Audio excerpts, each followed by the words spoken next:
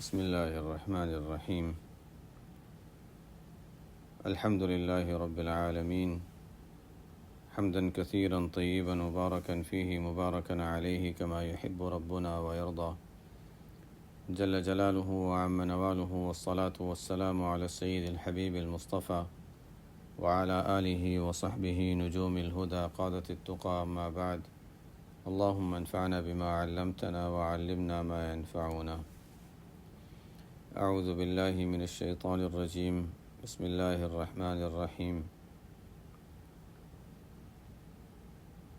وَلَقَدْ جَاءَكُمْ يُوسُفُ مِنْ قَبْلُ بِالْبَيِّنَاتِ فَمَا زِلْتُمْ فِي شَكٍّ مِّمَّا جَاءَكُمْ بِهِ حَتَّى إِذَا هَلَكَ قُلْتُمْ لَنْ يَبْعَثَ اللَّهُ مِنْ بَعْدِهِ رَسُولًا كَذَلِكَ يُضِلُّ اللَّهُ مَنْ هُوَ مُسْرِفٌ مُرْتَابٌ. درمیان میں تھوڑا ہمارا وقفہ ہو گیا تھا سفر کی وجہ سے. بات چل رہی تھی سورہ مؤمن، جس میں مؤمن آل فرعون سے جس شخص نے موسیٰ علیہ السلام کی دعوت کو قبول کیا، ان پر ایمان لائے، وہ فرعون کے سامنے لوگوں کو اسلام کی دعوت دے رہے ہیں، موسیٰ علیہ السلام کی طرف سے بات کر رہے ہیں. کوئی آسان موقع نہیں تھا اور بڑی ہمت اور جرأت کا کام تھا، اور ظاہر ہے کہ ان کو بھی اندازہ تھا کہ اس کے بعد جان کا خطرہ بھی ہو سکتا ہے. لیکن انداز یہ تھا کہ بات پوری ہو جائے اور اتمام حجت ہو جائے. یہی صدیقین کا مقام ہے کہ اپنی ذمہ داری پوری کر لی، آگے اللہ تعالیٰ کا معاملہ ہے. تو انہوں نے اخیر میں جو نصیحتیں کی تھیں، دو آیتیں پیچھے چلتے ہیں. اخیر میں نصیحتیں کی تھیں، وَيَا قَوْمِ إِنِّي أَخَافُ عَلَيْكُمْ يَوْمَ التَّنَادِ، اے میری قوم مجھے اندیشہ ہے اس دن کا جب کثرت سے چیخ و پکار ہوگی. اب چیخ و پکار کثرت سے ہوگی، یہ نفخہ اولیٰ میں بھی ہے، نفخہ ثانیہ میں بھی ہے، اور مفسرین کی دونوں ہی رائے ہیں. جب پہلی مرتبہ سور میں پھونکنے کا وقت آئے گا، دنیا تباہ ہونے لگے گی، لوگ پریشان ادھر ادھر بھاگتے ہوں گے. یوم تولون مدبرین ما لکم من اللہ من عاصم، نفخہ اولیٰ بھی مراد ہو سکتا ہے. نفخہ ثانیہ کے بعد قیامت کے دن بھی یہ منظر ہوگا، یوم التنادی، کثرت سے چیخ و پکار ہوگی. کوئی کسی کو پکار رہا ہے، کوئی کسی کو پکار رہا ہے، جنتی دوزخیوں کو پکار رہے ہیں، طرح طرح کی پکاریں ہوں گی، جس کی تفصیل مفسرین نے بیان فرمائی ہے. اور اس دن بھی تولون مدبرین، یا تو پیٹ پھیر کر دوزخ کی طرف تم جاؤ گے، یعنی فرشتے لے جائیں گے، یا کوئی ایسا موقع اگر تمہیں ملے گا کہ تم اپنے آپ کو بچا سکو تو پیٹ پھیر کر بھاگنے کی کوشش کرو گے، لیکن فرشتوں کی پکڑ ہر طرف سے ہوگی. ما لکم من اللہ من عاصم ومن یضلل اللہ فما لہ من ہاد. ہدایت مانگنی اللہ سے مانگو، اس لیے کہ اللہ جسے گمراہ کرے اسے کوئی ہدایت دینے والا نہیں. اب یہ پیچھے والی نصیحتیں انہی کی چل رہی ہیں، درمیان میں بات رک گئی تھی. اب یہاں سے آج کا جو ہمارا شروع ہو رہا ہے وہ یہاں سے. وَلَقَدْ جَاءَكُمْ يُوسُفُ مِنْ قَبْلُ بِالْبَيِّنَاتِ. مؤمن آل فرعون جو ہے وہ وہاں کے لوگوں کو نصیحت کر رہے ہیں. کہتے ہیں کہ دیکھو تمہارے پاس مصر میں اس سے پہلے موسیٰ علیہ السلام سے پہلے یوسف علیہ السلام بھی پہنچے، اور واضح دلائل لے کر پہنچے تھے. ان کی بات بھی بڑی صاف، ان کی بات بھی مدلل ہوتی تھی، لوگ ان کو مانتے بھی تھے. وہ حاکم نہیں تھے، لیکن کافی اختیارات ان کو دے دیے گئے تھے. ان کا درجہ، ان کا مقام ایسا تھا کہ بہت سے حکومتی اختیارات ان کو دیے گئے تھے، حالانکہ وہ حاکم نہیں تھے. وَلَقَدْ جَاءَكُمْ يُوسُفُ مِنْ قَبْلُ بِالْبَيِّنَاتِ، تم سے پہلے اور اس سے پہلے یوسف علیہ السلام بھی تمہارے پاس پہنچے. تمہارے پاس کا مطلب یعنی ہمارے قوم میں، تمہارے آباء و اجداد کے پاس. یوسف علیہ السلام تو پہلے گزر چکے، موسیٰ علیہ السلام بعد کے ہیں، درمیان میں کچھ وقفہ گزرا ہے. تو کوئی یہ نہ سمجھے کہ یوسف علیہ السلام ان کے پاس آئے تھے. نہیں، یوسف علیہ السلام کا پہلے انتقال ہو گیا تھا، اس کے بعد کچھ زمانہ گزرا، پھر موسیٰ علیہ السلام آئے۔ وَلَقَدْ جَاءَكُمْ يُوسُفُ مِنْ قَبْلُ بِالْبَيِّنَاتِ، اس سے پہلے یوسف علیہ السلام بھی تمہارے پاس پہنچے واضح دلائل لے کر۔ فَمَا زِلْتُمْ فِي شَكٍّ مِّمَّا جَاءَكُمْ بِهِ، جو باتیں وہ تمہارے پاس لے کر آئے تھے اس بارے میں بھی تم ہمیشہ شک ہی میں رہے۔ جو ان کے ماننے والے تھے انہوں نے تو مان لیا، جو دوسرے تھے ان کو حاکم تو مانتے تھے، ان کے احسانات، ان کے انصاف، ان کی سب باتوں کو مانتے تھے، لیکن عقیدے میں ان کے ساتھ نہیں تھے، ان پر ایمان نہیں لائے۔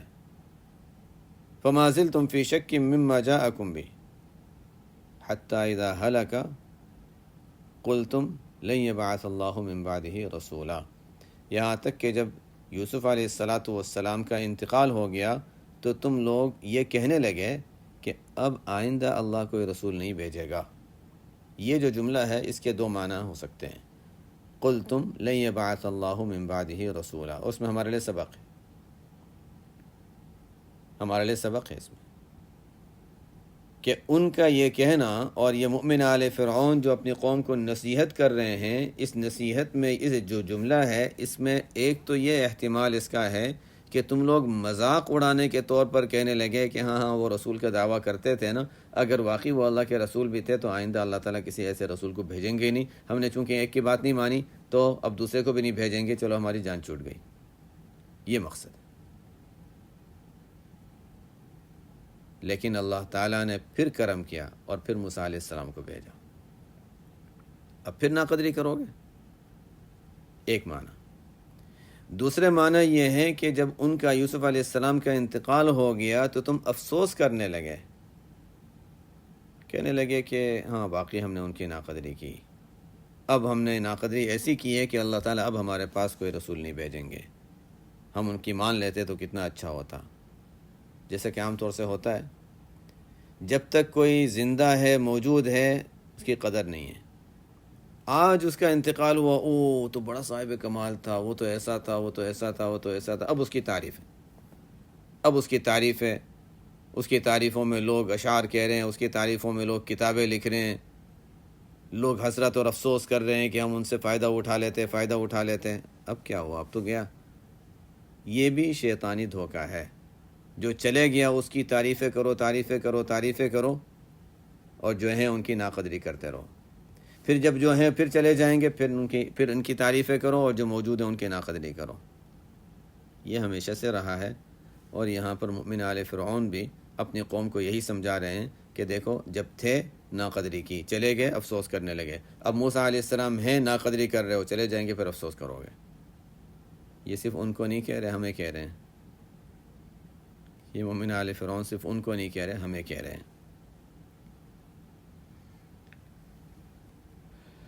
بس بات وہی ہے، جسے اللہ تعالیٰ ہدایت دے دیں، ہدایت اللہ سے مانگتے رہنا چاہیے۔ حَتَّى إِذَا هَلَكَ قُلْتُمْ لَن يَبْعَثَ اللَّهُ مِن بَعْدِهِ رَسُولًا، یہ صحابہ کا کمال تھا۔ آپ صلی اللہ علیہ وسلم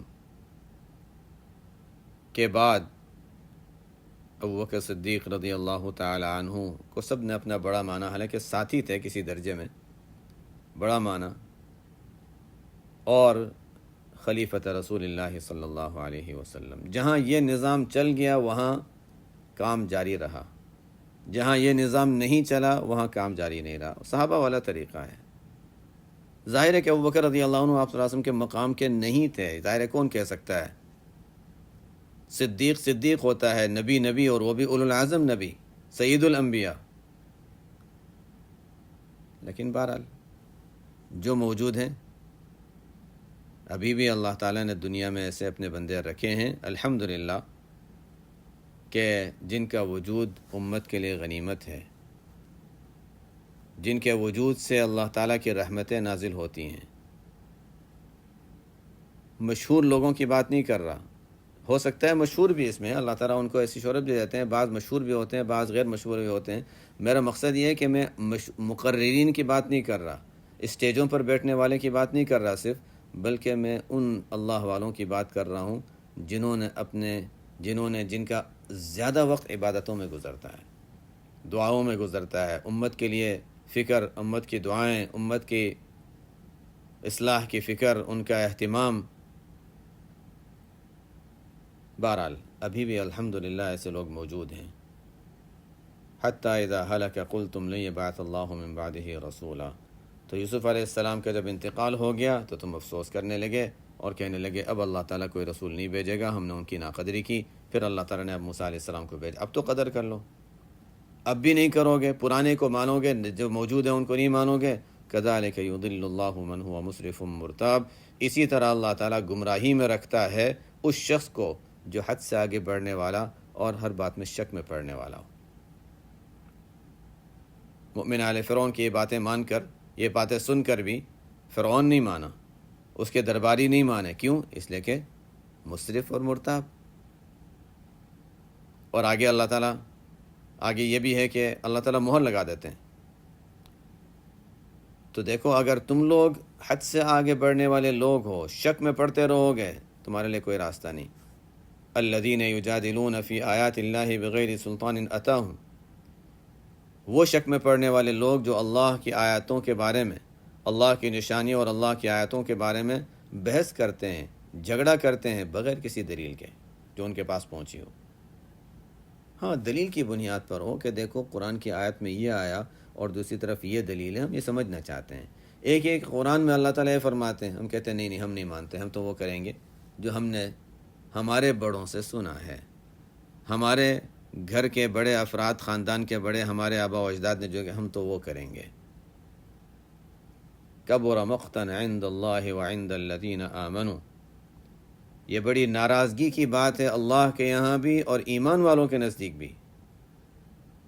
لیکن پھر بھی نہ ماننے والے نہیں مانیں گے. اتنی صاف اور کھلی بات کہہ دی، نہیں ماننے والے نہیں مانیں گے. کیوں نہیں مانیں گے؟ کذالک یطبع اللہ علی کل قلب متکبر جبار. اسی طرح اللہ تعالیٰ مہر لگا دیتا ہے، یطبع، مہر لگا دیتا ہے. اللہ تعالیٰ مہر لگا دیتا ہے علی کل قلب متکبر جبار. ہر ایسے شخص کے دل پہ اللہ تعالیٰ مہر لگا دیتے ہیں جو شخص کیسا ہو؟ متکبر ہو، بڑائی، جبار، ظالم. تو ایسے لوگ جو حق بات سن کر بھی ماننے کے لیے تیار نہ ہوں، کبر اور بڑائی ان کے اندر بھری ہوئی ہو، ظلم لوگوں پر کرتے ہوں، ایسے لوگوں کے دلوں پر اللہ تعالیٰ مہر لگا دیتے ہیں. اب جتنے بھی دلائل ان کو سمجھاؤ، بات جتنی بھی صحیح ہو، نہیں مانیں گے. وہ بڑا خطرناک مرض ہے. صرف فرعون کی بات نہیں ہو رہی، اس کے درباریوں کی بات نہیں ہو رہی، یہ ہم لوگوں کو بھی نصیحت کی جا رہی ہے. اس لیے کہ بہت سی مرتبہ ہمیں جب کوئی شریعت کا حکم بتاتا ہے تو ہمارا دل اس کو قبول نہیں کرتا. نہیں، ہمیں پتہ ہے صحیح کیا ہے. یہ بتا رہے ہیں، دوسروں کو بتا رہے ہیں. ہم مشائخ کے یہاں جاتے ہیں اور کسی کی کوئی نصیحت کی بات سنتے ہیں تو اس میں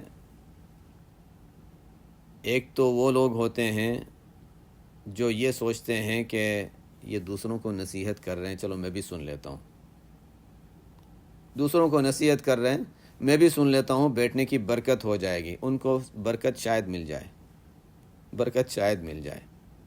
بعض وہ لوگ ہوتے ہیں جو کہتے ہیں نہیں، مجھے یہ دیکھنا ہے کہ اس میں میرے لیے کون سی کام ہے، کوشش کرے پکڑنے کی کہ میرے لیے کوئی کام کی بات مل جائے اور میں اس کو لے لوں. کامیاب وہ لوگ ہیں. نبی کریم صلی اللہ علیہ وسلم ایک شخص کو یہ نہیں بتایا کر تم یہ کرو، تم یہ کرو، تم یہ کرو، تمہارے اندر یہ غلطی، تمہارے اندر یہ غلطی. عام واعظ ہوتا تھا، ہر ایک اپنی صلاحیت کے مطابق اس کو جذب کرتا تھا اور اس کے مطابق عمل کرتا تھا. طریقہ یہی ہے اور یہی صحیح طریقہ ہے. اور تیسری قسم ان لوگوں کی ہوتی ہے جو کہتے ہیں ہمیں تو ویسے ہی اچھا، ٹھیک ہے، ہمیں ضرورت نہیں اس کی بات سننے کی. کان میں کچھ باتیں پڑ بھی گئیں زبردستی تو کوئی اثر نہیں ہوگا. یہ ہے کذالک یطبع اللہ علی قلب کل متکبر جبار. اچھا، مومن آل فرعون کی بات تو پوری ہو گئی. اب آگے فرعون بھی تو سن رہا ہے کہ اس کے سامنے یہ سب باتیں ہو رہی ہیں، اتنی جرأت سے یہ بات کر رہا ہے. اب فرعون کے پاس اس کی کوئی جواب تو تھا نہیں. تو فرعون وہی اپنی پرانی بے وقوفی والی باتیں کیا کہا. وقال فرعون یا حامان ابن لی صرحا لعلی ابلغ اسباب السماوات فاطلع الى الہ موسى وانی لاظنه كاذبا وكذلك زين لفرعون سوء عمله وصد عن السبيل وما كيد فرعون الا في تباب. تو فرعون نے کہا اے حامان، اب مومن آل فرعون کی بات سن لی، اب لوگوں کو بھی تو متاثر کرنا ہے نا کہ میرے پاس بھی تو کچھ ہے کہنے کا. ایسے خاموشی سے سن لیں ایک متکبر، اور اس طرح بیٹھ کر خاموشی سے بات سن لیں، قبول کر لے، کیسے ہو سکتا ہے؟ تو اس نے اپنے وزیر سے حامان سے کہا اے حامان، ایسا کرو کہ ایک میرے لیے اونچی عمارت بنا دو، صرحن، اونچی عمارت بنا دو. اس کا تو کیا تھا، کہہ دیا. حامان کا کیا تھا، دوسروں سے کام کروا لے گا. بیچارے اسرائیلی ہوتے تھے، وہ بھی کر لیتے تھے، ان سے محنت مزدوری کرا لیتے تھے، وہ تو بیچارے غلام کی طرح کام کرتے تھے.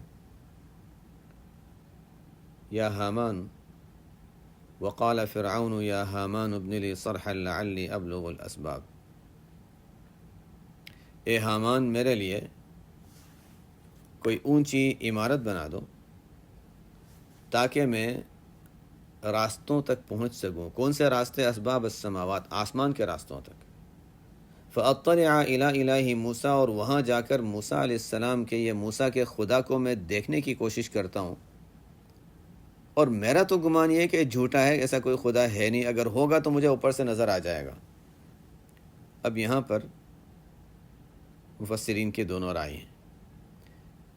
بعض مفسرین فرماتے ہیں کہ واقعی وہ اتنا بے وقوف، اگرچہ ملک کا حاکم اپنے آپ کو خدا کہتا تھا، اس کے باوجود بے وقوفی اس درجے کی تھی، اس درجے کی بے وقوفی تھی کہ بڑی عمارت بن جائے اور اوپر جا کر میں خدا کو تلاش کر لوں، ہوگا تو نظر آ جائے گا، ہے تو نہیں، لیکن چلو کم از کم لوگوں کو تو میں دکھا سکوں کہ ہاں میں نے کوشش کر لی اور نہیں نظر آیا.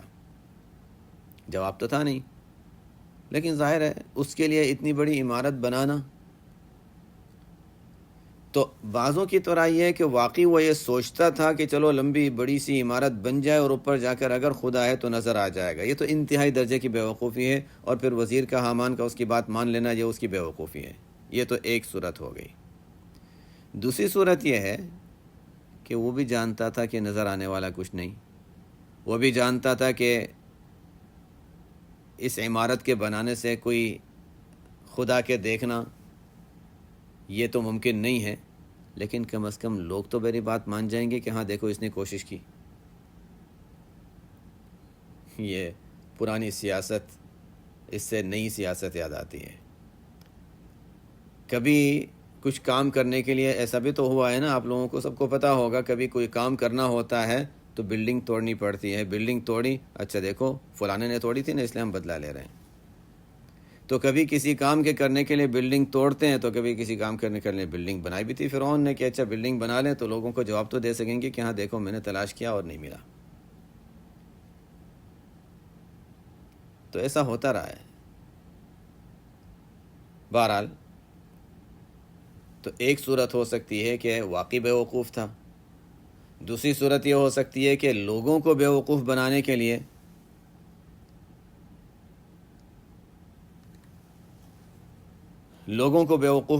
لیے وہ اس طرح کی بات کر رہا تھا تاکہ لوگوں کو یہ تو کہہ سکے کہ ہاں میرے پاس ایسا نہیں کہ کوئی جواب نہیں ہے، میں نے دیکھ لیا. اور تیسری صورت یہ ہے جو بعض مفسرین نے لی کہ نہیں وہ صرف مذاق اڑانے کے لیے کر رہا تھا، استہزان، نہ اس کو بنانے کا کوئی ارادہ تھا، نہ وہ کوئی یہ واقعی وہ یعنی اس کا کہنا یہ یعنی اس بارے میں وہ سنجیدہ تھا کہ ہاں واقعی بنانا ہے. وہ تو ویسے ہی مذاق اڑانے کے لیے، استہزاء کے طور پر، ہاں چلو ایسا کرو نا ایک بلڈنگ بنا دو، دیکھتے ہیں اوپر جا کر کوئی خدا ہے یا نہیں ہے. نہ بنانا مقصد تھا اور نہ بنائی گئی. 3 صورتیں ہیں. بہرحال بعض مفسرین کی یا بہت سے مفسرین کی رائے ہے کہ بلڈنگ بنانے کا حکم واقعی تھا اور بلڈنگ بنائی بھی گئی، اور پھر وہ ٹوٹ کے گر گئی۔ اب وہ کیسے گری؟ بعض فرماتے ہیں کہ فرشتے نے پر مارا اور وہ گر گئی، اس سے بہت سے لوگ نیچے دب کر مر گئے۔ لیکن یہ بھی کوئی ثابت بات نہیں ہے، کوئی ایسی بات نہیں ہے جس کو ہم کہہ سکیں کہ یہ کوئی جس کو ثابت ہوئی ہو، کوئی یعنی حدیث کے لحاظ سے یا کوئی معتبر کسی صحابی کے قول سے ثابت ہو، ایسی کوئی بات نہیں، کوئی معتبر بات نہیں ہے۔ اس لیے ہو سکتا ہے اگر عمارت بنائی تھی تو ہو سکتا ہے کہ عمارت خود بخود ہی گر گئی ہو، اس لیے کہ ظاہر ہے کہ جب کوئی عمارت اونچی بنانی ہوتی ہے تو اس کی بنیادیں بھی تو اس کے مطابق مضبوط ہوتی ہیں۔ اب بنیاد مضبوط نہ ہو اور عمارت اونچی بناتے گئے تو ایک حد تک وہ برداشت کرے گی، کہیں تو جا کر گر جائے گی وہ۔ ایسا ہی ہوا ہوگا، واللہ عالم، واللہ عالم۔ کچھ کہنا مشکل ہے، تاریخی بات ہے۔ اتنی بات تو بہرحال ہمیں بھی ماننی ہوگی۔ ان لوگوں کی بیوقوفی اگر ہوئی تو وہ تو الگ بات ہے، بیوقوفی پر بیوقوفی کرتے رہے کہ بلڈنگ بنانا اور پھر حامان کا اس کو بنانے کے لیے تیار ہو جانا، پھر بغیر اتنی مضبوط بنیادوں کے اتنی اونچی بنانا کہ وہ گر جائے، یہ سب باتیں تو اپنی جگہ، لیکن یہ بات بھی ہمیں دیکھنی ہوگی تاریخی لحاظ سے ہم دیکھیں تو وہ لوگ تعمیر میں بڑے ماہر تھے، تعمیر میں لوگ بڑے ماہر تھے۔ یا تو اس موقع پر بیوقوفی سے کام لیا یا پھر عمارت بنائی نہیں ہوگی، ورنہ وہ فن تعمیر ان کے پاس تھی۔ وہ ابھی تک اس کی جو علامات موجود ہیں مصر کے اندر، وہ خود بتا رہی ہیں کہ ان کے پاس بڑی مہارت تھی۔ خیر آگے چلتے ہیں۔ اسباب السماوات فاطلع الى الہ موسیٰ وانی لأظنہ کاذبا وکذلک زین لفرعون سوء عملہ وصد عن السبیل وما کید فرعون الا فی تباب۔ اب فرعون نے جب یہ باتیں کہیں تو اللہ تعالیٰ کیا فرماتے ہیں کہ میں اوپر جاؤں، اور فرعون نے کہا کہ میں موسیٰ کے خدا کو دیکھ لوں، میرا تو خیال ہے کہ یہ جھوٹا ہے۔ تو یہ جو اس نے جو باتیں کہیں، اللہ تعالیٰ فرماتے ہیں وَكَذَلِكَ زُيِّنَ لِفِرْعَوْنَ سُوءُ عَمَلِهِ، اسی طرح فرعون جس طرح یہ حرکت اس نے عجیب سی کی، اس طرح دوسرے برے اعمال بھی اس کو اپنے برے اعمال اس کو اچھے معلوم ہوتے تھے، اس کو اپنے برے اعمال اچھے معلوم ہوتے تھے، زُيِّنَ مزین کر دیے گئے تھے۔ اس مطلب اچھا کام کر رہا ہوں، میں کتنے اچھے مشورے دے رہا ہوں۔ ایسا ہی ہوتا ہے، صرف فرعون کی بات نہیں ہے۔ انسان جب کبر میں مبتلا ہوتا ہے تو اپنی برائیوں کو بھی اچھائی دیکھتا ہے، اپنی بری باتوں کو بھی، اپنی گالیوں کو بھی سمجھتا ہے میں نے اچھا کام کیا کہ فلانے کو میں نے اس طرح جواب دے دیا۔ کسی کو ظلم کرے گا وہ بھی سمجھے گا میں نے اچھا کیا کہ سامنے والے کو 1 کے 10 میں نے مار دیے۔ زُيِّنَ لِفِرْعَوْنَ سُوءُ عَمَلِهِ، اس سے فرعون کی بات نہیں ہے، جو بھی سیدھے راستے سے نکلے گا تو اس کے لیے یہی معاملہ ہے۔ اسی طرح فرعون کے لیے برے اعمال مزین کر دیے گئے تھے اور سیدھے راستے سے وہ رک گیا تھا، بلکہ اللہ کی طرف سے سد روک دیا گیا تھا۔ وما کید فرعون الا فی تباب، اور فرعون نے بڑی تدبیریں کی اہل حق کو تکلیف پہنچانے کی، لیکن نتیجے کے لحاظ سے کسی میں کامیاب نہیں ہوا۔ فرعون کی تدبیریں نہیں تھیں مگر ناکام۔ مومن آل فرعون نے جب یہ بات سنی کہ اچھا بلڈنگ بنانے کی بات ہو رہی ہے، موسیٰ علیہ السلام کے خدا کو تلاش کرنے کی بات ہو رہی ہے، انہوں نے اپنی بات جاری رکھی۔ ایسا لگ رہا ہے کہ انہوں نے بھی دیکھا کہ شاید یہ میری آخری تقریر ہو اس مجمع میں، آئندہ مجھے یہاں گھسنے کی بھی جگہ نہ ملے، پتہ نہیں زندگی رہے نہ رہے، تو پوری بات جو کرنی تھی وہ کر دی۔ وہ کیا تھی؟ وقال الذی آمن یا قومی، اور کہنے لگا وہ شخص جو ایمان لائے تھے، اے میری قوم، اتبعونی اہدکم سبیل الرشاد، میری اتباع کر لو۔ فرعون کہہ رہا تھا میری اتباع کرو، کہ میری بات مان لو، میری اتباع کر لو، میں تمہیں ہدایت کا راستہ بتاتا ہوں، میں جو راستہ بتاتا ہوں ہدایت کا۔ فرعون کہہ رہا میں جو بتا رہا ہوں وہ ہدایت والا راستہ ہے۔ فرعون نے کہا تھا ما اریکم الا ما ارى وما اهدیکم الا سبیل الرشاد، پیچھے آیتیں گزری گزشتہ سبق میں۔ تو مومن علی فرعون نے کہا میں تمہیں ہدایت کا راستہ بتاتا ہوں، فرعون کی بات نہیں، میری بات مانو۔ صاف صاف تو نہیں کہا لیکن بات یہی تھی۔ یا قوم انما هذه الحیات الدنیا متاع، اے میری قوم، ایمان لانے کی وجہ سے تمہیں خطرہ یہی ہے نا کہ اچھا دنیا چھوڑنی پڑے گی، فرعون کی درباری سے نکلنا پڑے گا، تو یہ دنیاوی زندگی تو صرف تھوڑے عرصے کے لیے فائدہ اٹھانا ہے۔ وَإِنَّ الْآخِرَةَ هِيَ دَارُ الْقَرَارِ، اور آخرت وہ ہمیشہ رہنے کی جگہ ہے۔ من عمل سیئۃ فلا یجزا الا مثلها من عمل سیئۃ، دیکھو آخرت وہ ہمیشہ رہنے کی جگہ ہے۔ آخرت میں کیا ہوگا؟ آخرت میں یہ ہوگا من عمل سیئۃ، کسی نے گناہ کیا تو اسی کے برابر اس کو گناہ کا بدلہ دیا جائے گا۔ ومن عمل صالحا، اور جو نیک عمل کرے گا، من ذکر او انثی، چاہے مرد ہو یا عورت ہو، کوئی اللہ تعالیٰ کے یہاں فرق نہیں، مرد ہو یا عورت ہو، شرط کیا ہے؟ وہ مؤمن، ایمان والا ہو، فاولئک یدخلون الجنۃ یرزقون فیہا بغیر حساب، تو وہ لوگ جنت میں داخل ہوں گے اور وہاں پر ان کو رزق دیا جائے گا بے حساب، بے حساب، بہت کثرت سے ملے گا، بہت کثرت سے ملے گا۔ لوگ کہنے لگے، اب لوگوں نے جو بھی باتیں کہی ہوں گی، ظاہر ہے لوگ بھی تو بیچ میں بول رہے ہوں گے، تو انہوں نے کہا وَيَا قَوْمِ،